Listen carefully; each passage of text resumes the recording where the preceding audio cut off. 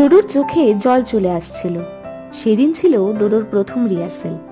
এক ঝাঁক তরুণ গিটারিস্টদের মাঝে একটা ছোট্ট জায়গা নিয়ে বসে আছে ও।